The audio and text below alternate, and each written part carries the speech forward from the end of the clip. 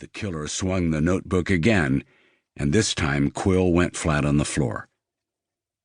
The Dreambook Power P87 made an excellent weapon, not because of its Intel Xeon i7 processor or its 64 gigs of RAM or its high-definition display, but because it weighed more than 12 pounds and had sharp corners.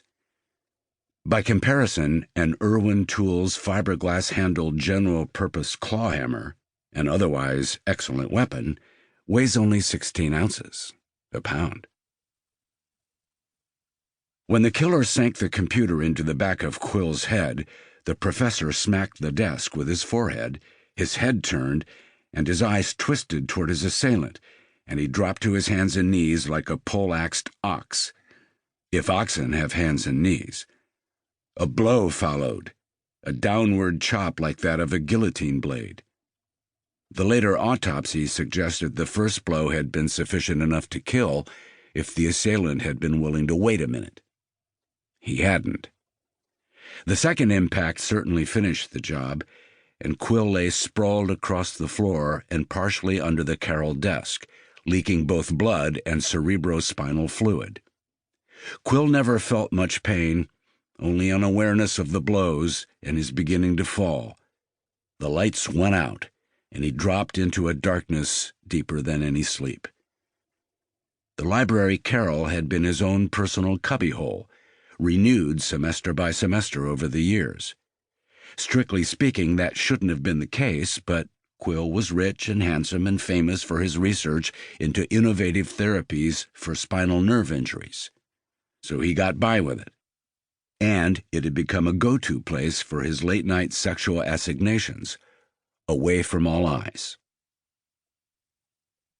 The killer had 1,000 thoughts raging through his head. Near the top, however, was "Get out," and "DNA," and "Fingerprints."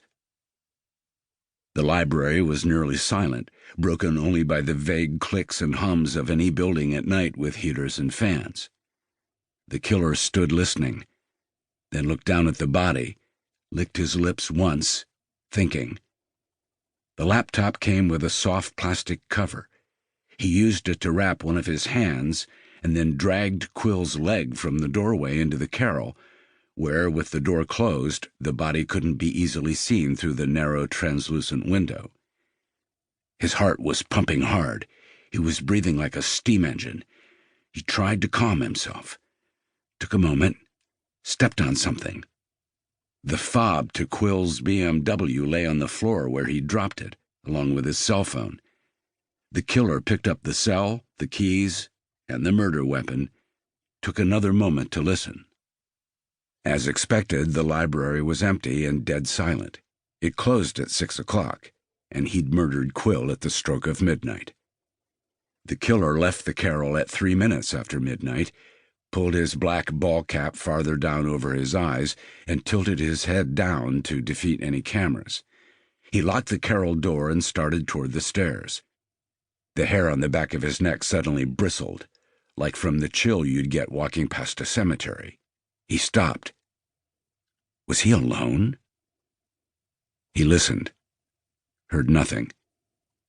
He walked slowly and quietly down the stairs to the first floor, creeping through it on his soft-soled running shoes, and out the door. The river was right there. He went to the walkway running alongside it, stopped under a light to separate the professor's keys from their fob, and threw the fob in the river. The keys went in his pocket. He might find a use for them. He continued across a bridge to the other side, saw no one. He stopped to put the computer and its soft cover in his backpack. The cell phone went into a Mission Darkness Faraday bag with a see-through window, along with his own. Quill had begun making a call to 911 when he was killed, so the killer had access to the phone's operation and could keep it working with the occasional poke. Back inside the library, Quill's companion waited, frozen in place, for what seemed like hours, maybe 10 minutes. After the iPhone light disappeared, she had not heard another thing. Taking a chance, she dug silently in her purse and found the switchblade.